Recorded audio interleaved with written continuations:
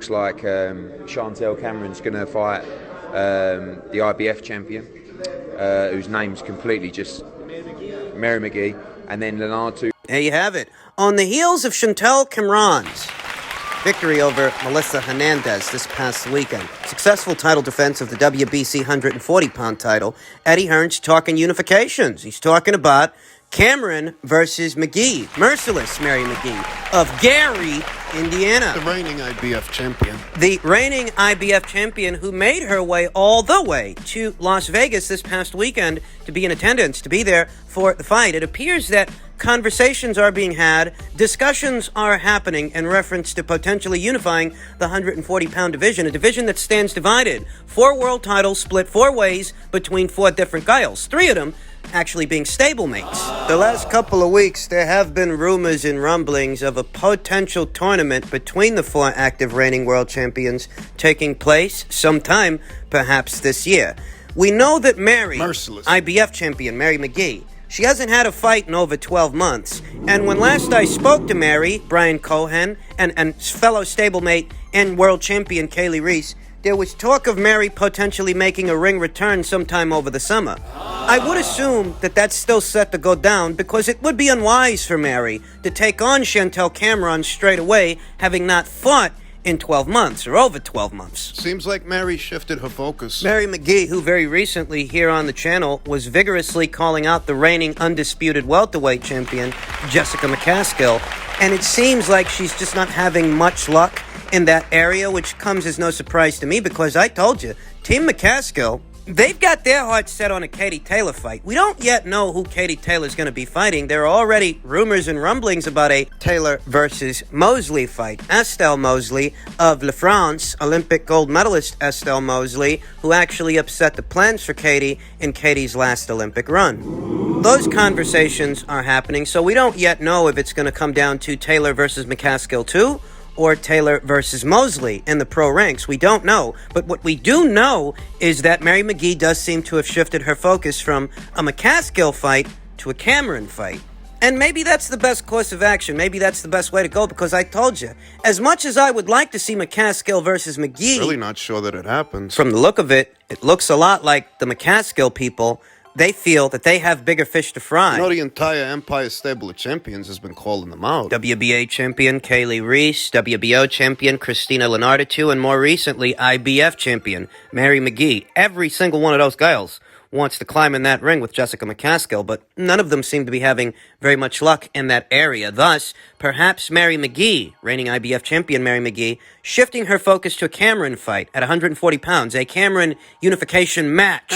Perhaps that's the best way to go, and that's a scenario that I actually talked about here on the channel, that sooner or later, Eddie Hearn is going to have to extend an olive branch to Brian Cohen and his stable of Valkyries because he has 3 of the 4 world champions at that weight. There's no getting around that. If Chantel Cameron wants to become an undisputed champion, there's no way that happens without having to go through the Empire stable of fighters. And I don't think that's going to be easy. Chantel herself said she's looking to unify next. Chantel described this past weekend's contest against Melissa Hernandez as being too easy, and she's looking for unifications in her very next outing, her very next fight. Don't yet know when that's going to be. It's possible she makes an appearance on Fight Camp, set to kick off this summer, the second installment of the Fight Camp series that debuted last year during the thick of the pandemic, took place at Matchroom HQ, Eddie Hearn's lawn. And for what it's worth, I am confident that Eddie will get Chantel a unification match. I am confident of that much. You know, I've spoken to Chantel Cameron on 3 separate occasions, and she's very consistent in what she wants and how she feels. You know, she wants that Katie Taylor fight, but she's not putting all her eggs in one basket when it comes to that fight because she's not sure if it'll ever happen. So if that can't happen, she wants to make her bones some other way. She wants to become this division's undisputed champion. I'm telling you guys, for 4 or 5 fucking years, she's an excellent fucking fighter. Very special fighter, educated fighter, entertaining fighter that has a natural mean streak. She's not just going out there to win a boxing match. If you give her half an opportunity to hurt you, she fucking will. Fuck yeah. And the fucking focus now turns to what is next for Chantel Cameron because she described the Hernandez fight as being too easy, and having taken in the performance, I have to agree that for the build-up, for the bad blood between the two fighters ahead of the fight, Chantel handled Melissa Quite comfortably. I've been watching Chantel Cameron's career since she was over there with Cyclone Promotions, Barry and Shane McGuigan, before Cyclone Promotions ultimately evaporated from the face of the earth. And it's consistent with Chantel that, what are supposed to be hard fights for her don't turn out to be all that hard at all. This has been consistent in her career. Even very recently, Nisha Bashil, she was supposed to be a knockout artist of some respect, and in some respects she was, but Chantel beat her easy. Adriana Araujo, seasoned Brazilian amateur standout Adriana Araujo, was a fighter that Chantel... One-sided fight. It was all one-way traffic in that fight. Ahead of the fight, I thought to myself, Adriana Araujo comes from a very respectable amateur background, and she actually had a lot of size on Chantel. If I remember it right, she blew the weight. The fight went ahead anyway, and Chantel Cameron outboxed her comfortably, beat her easy. You think about this past weekend's fight, Melissa Hernandez, who ahead of the fight very much seemed like a wild card. She didn't give Chantel any problems. I think the hardest I've ever seen Chantel have to work for a victory, was against the very tough and durable Ana E. Sanchez of Argentina. That's the most I've ever seen Chantel labor to secure the W, and that is relatively speaking after all. I mean, it's not a contentious or controversial victory for Chantel. It's just the most arduous one, relatively speaking, I've seen so far. The rest of the time, she's just kicking ass and taking names. Turning to what lies ahead. Chantel strikes me as a very competitive Python. A Python that wants the opportunity to put her full skill set, her full arsenal on display, and as it stands, that hasn't happened yet because she beats a good number of these girls in one-sided fashion. Against Mary McGee, I don't think that will be the case. I would be very much surprised if Chantel Cameron beat Mary McGee as easily as she's beaten some of these other girls. Put simply, I'd be surprised if the Empire stable of fighters don't give Chantel Cameron a lot of problems. And for what it's worth, I think that's what Chantel is looking for. Mary McGee is an excellent fucking fighter. Very experienced. Seasoned. Delicious. Cool it. And, one of the immediate differences in a Cameron versus McGee fight, as opposed to what we saw this weekend between Cameron and Hernandez, is that Mary McGee ain't 41 years old. Mary's actually only 34 years old, to Chantel, who's 30. Even though Mary's been around for a very long time, having debuted as a professional in 2005, she debuted as a professional very young, 18 years old. So she's got a lot of experience, but she still has some upside. Good years left. Some. And she is a world champion here today. I want to say that's a very exciting fight, a very delicious fight. I'm looking forward to it.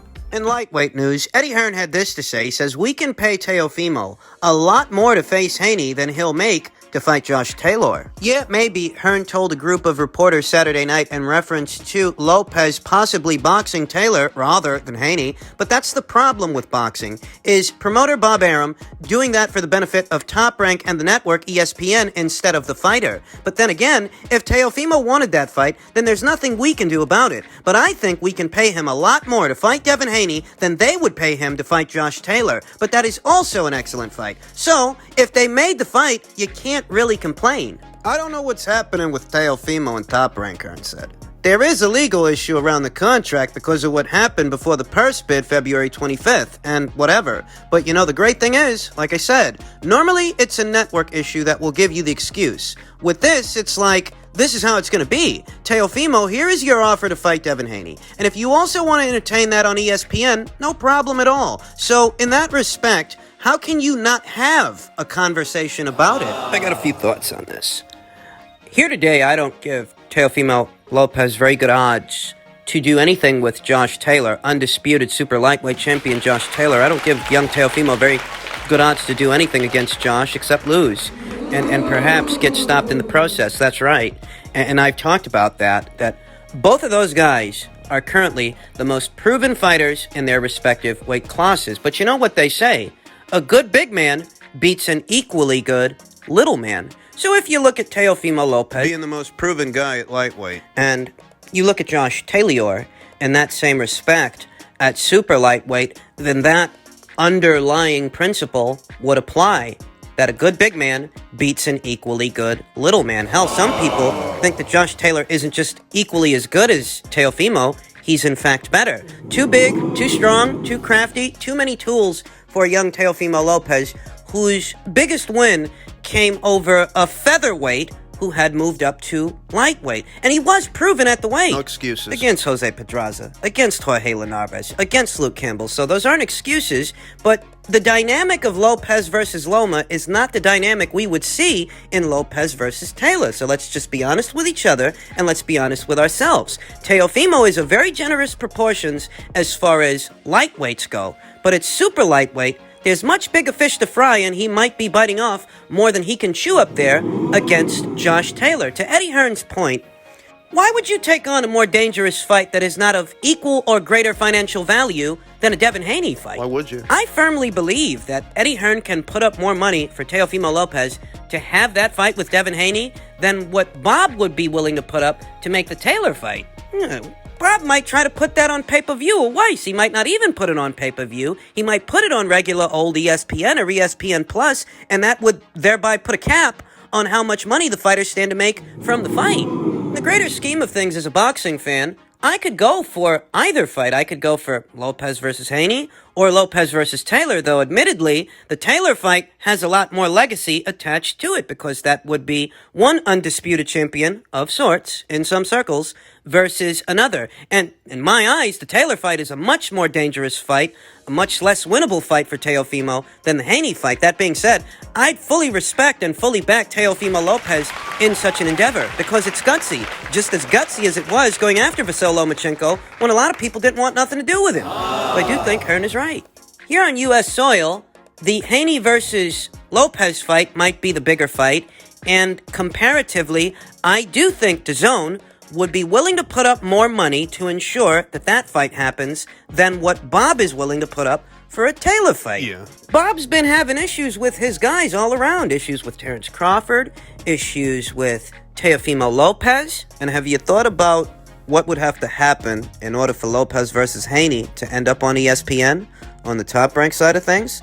The first thing is that you'd have to put up a considerable amount of money for Devin Haney to cross over, because he makes very good money over there at Matchroom and DAZN. So you'd have to pay him in excess of that in order to cross over so that you can host the fight on your side of things. Bob, having a reputation as a bit of a penny pincher, justified or otherwise, having that reputation, I don't think the Haney fight means that much to him. I don't think it means enough to him that he'd be willing to do that. And you know, you put up all this money for Haney versus Lopez, how are you going to bill it? Are you going to bill it as a domestic pay-per-view here in America? And if you do, given the operational costs, Is it worth it? that is a legitimate question. It would take a considerable amount of money just to get Devin Haney to cross over to your side of things to have the fight. And if he does, how are you going to bill it? Going to bill it as a conventional pay-per-view? Well, how does this fight do in the open market pay-per-view here in America? How does it do? How does it really do? Because, you know, the average boxing fan is only one Google search away from a pirate stream to where they can see the fight, and they ain't got to pay for it. Bob knows that, so I'm telling you now. I can see a situation to where Bob is an obstacle. I can see a situation to where Bob Arum, the fight's more trouble than it's worth to Bob. With Teofimo, it's a little different. And it's not unusual that what's best for a fighter might not be what's best for a promoter. I mean, that's how we ended up here in the first place. Teofimo wants a certain amount of money. Bob was unwilling to pay that. As a result, Teofimo's next fight ended up on Triller, though he is still under contract with Top Rank. For Teofimo, the Haney fight is not only the more winnable fight compared to the Taylor fight, but it might also be the more lucrative fight right now. You know Matchroom's got deep pockets. DAZN does as well. I mean, I think we all know that by now. Devin Haney, his last performance, this past weekend, mixed reviews for that performance. There's a lot of people out there saying, you know, Devin Haney, he can box, but he can't punch. There's people out there saying Devin Haney's a pillow-fisted fighter. Couldn't stop Yuriorki Scamboa, couldn't stop Jorge Linares. And I'm not telling you I agree or disagree with these people. I'm just telling you that those people are out there. So if you're Teofimo Lopez, you know Eddie Hearn is willing to put up buku dollars in order to host this fight, and your adversary, Devin Haney, isn't looking his best fight by fight, at least not through the lens that you're viewing him in. Maybe now is the best time to take on Devin Haney. When people are saying he can't punch. When people are saying he can't take a punch, as he was visibly frazzled by Jorge Linares' right hand late into their fight. Maybe now is the best time to strike. Though I must revisit my original sentiment.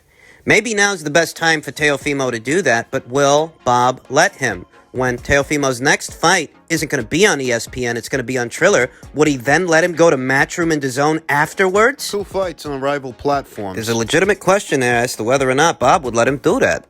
Finally, I wanted to address one of the questions I was asked based on the last update of the Ring IQ pound-for-pound list, the addition of Nonito Donaire, based on his track record and what he's currently doing here today. There are those of you out there that are wondering why Manny Pacquiao is not ranked on the list, because he's the most accomplished active boxer out there. And that's true.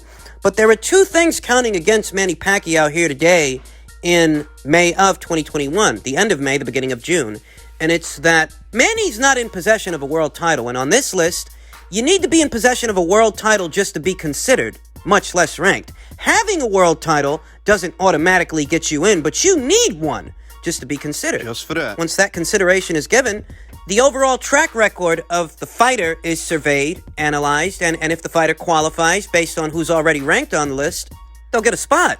But Manny, as accomplished as he is, He hasn't fought in close to 2 years. the night of the fight, it'll have been a little over 2 years since Manny fought anyone. So if the point and purpose of the list is rating and ranking the fighters based on their ability to fight, what's the fucking point in ranking a fighter that hasn't fought in a long time? We don't know what version of Manny Pacquiao we're going to get when he locks horns with Errol Spence. That's the wild card. Thus, it wouldn't make sense to rank him ahead of that fight. We need to see the fight in order to see where he actually is. Because maybe he's not a pound-for-pound fighter anymore. Even if the WBA gives him his belt back. He'd still be a fighter that hasn't fought in 2 years. So the most prudent thing to do in that situation is to wait till the night of the fight, assess the performance, to really know if Manny's still competing at that level, to gauge whether or not he's still a pound-for-pound fighter.